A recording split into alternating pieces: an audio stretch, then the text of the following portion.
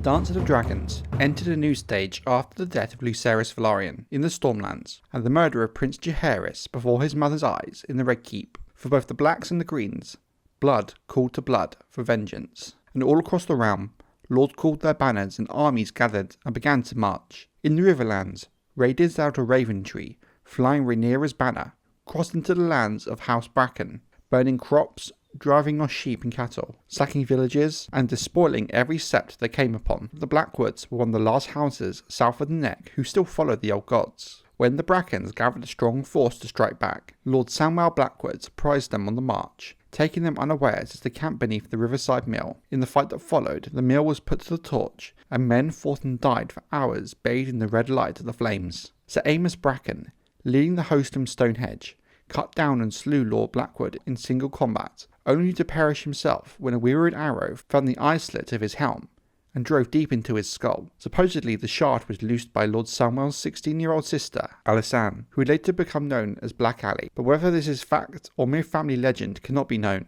Many other grievous losses were suffered by both sides in what became known as the Battle of the Burning Mill, and when the Brackens finally broke and fled back onto their own lands under the command of Sir Aemos's bastard half-brother, Sir Raylan Rivers, it was only to find that Stonehenge had been taken in their absence. Led by Prince Daemon on Caraxes, a strong host made up of Darries, Roots, Pipers and Freys had captured the castle by storm in the absence of much of House Bracken's strength. Lord Humphrey Bracken and his remaining children had been made captive, along with his third wife and baseborn paramour. Rather than see harm come to them, Sir Raylan yielded. With House Bracken broken, the last of King Aegon's supporters in the Riverlands lost heart and laid down their own swords as well. Yet, it must not be thought that the Green Council sat idly by. Sir Otto Hightower had been busy as well, winning over lords, hiring sellswords, strengthening the defences of King's Landing, and assiduously seeking other alliances. After the rejection of Grand Maester Orwell's peace overtures, the Hand redoubled his efforts, dispatching ravens to Winterfell, the Eyrie, to Riverrun, to White Harbour, Goldtown, Bitterbridge, Fair Isle, 100 other castles and keeps. Riders galloped through the night to holdings closer to hand, to summon their lords and ladies to court to do filthy to King Aegon. Sir Otto was also reaching out to Dorne,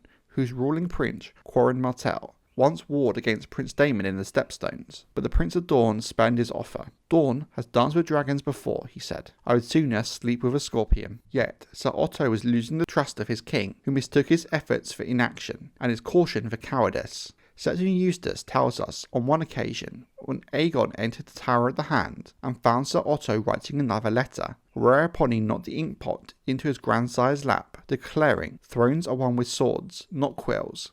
Spill blood, not ink." The fall of Harrenhal to Prince Daemon came as a great shock to Aegon. Until that moment, Aegon had believed his half-sister's course to be hopeless. Harrenhal left him feeling vulnerable for the first time. The subsequent defeat of the Brackens at the Burning Mill and Stonehenge came as further blows, and made the king realise that his situation was more perilous than he had seemed. These fears deepened as ravens returned from the Reach, where the Greens had believed themselves strongest. House Hightower and Oldtown were solidly behind the king, as well as the Red Wines of the Arbor too. But elsewhere in the south, other lords were declaring for Rhaenyra, amongst them Lord Costane of Three Towers, Lord Mulador of Uplands, Lord Tarley of Horn Hill, Lord Rowan of Golden Grove, and Lord Grim of Greyshields. Loudest amongst these traitors was Sir Alan Beesbury, Lord Lyman Beesbury's heir, who was demanding the release of his grandfather from the dungeon, where most believed the former Master of Coin to be confined, not knowing of his death. Faced with such a clamour for their own bannerman, the Castilian steward and mother of the young Lord Tyrell of Highgarden, acting as regents for the boy,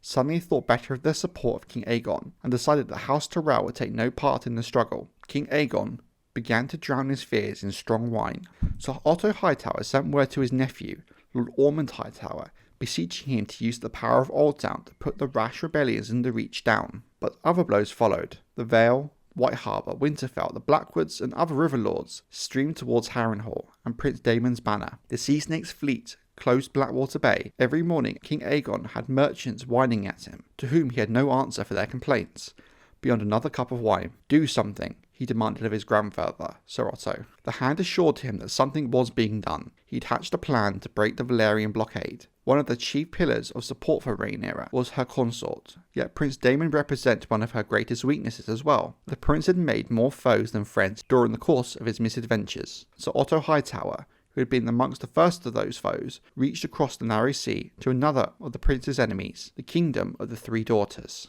By itself, the royal fleet lacked the strength to break the sea snake's chokehold on the gullet. King Aegon's overtures to Dalton Greyjoy of Pike had thus far failed to win the Iron Throne to his side. The combined fleet of Tyrosh, Lys and Myr would be more than a match for the Velaryons. Sir Otto sent word to managers promising exclusive trading rights with King's Landing if they would clear the gullet of the Sea Snake's fleet and open the sea lanes once again. To add savour to the stew, he promised to cede the stepstones to the Three Daughters, though in truth the Iron Throne had never really claimed those islands. The Tyriarchy was never quick to move, however. Lacking a true king, all important decisions in this three-headed kingdom were decided by the High Council. 11 magisters from each city made up its membership, every man of them intent on demonstrating his own sagency, shrewdness and importance, and winning every possible advantage of his own city. Grand Maester Graydon, who wrote the definitive history of the Kingdom of the Three Daughters 50 years later, described it as 33 horses, each pulling in its own direction. Even issues as timely as war, peace and alliances were subject to endless debate, and the High Council was not even in session when Sir Otto's envoys arrived. These delays did not sit well with the king. Aegon had run short of patience with his grandfather's negotiations. Though his mother, the Dowager Queen Alicent, spoke up in her father Sir Otto's defence, the king turned her deaf ear to her pleadings. Summoning Sir Otto to the throne room, he tore the hand's chain of office from his neck and tossed it to Sir Criston Cole. "My new hand is a still fist," he boasted. "We are done with writing letters."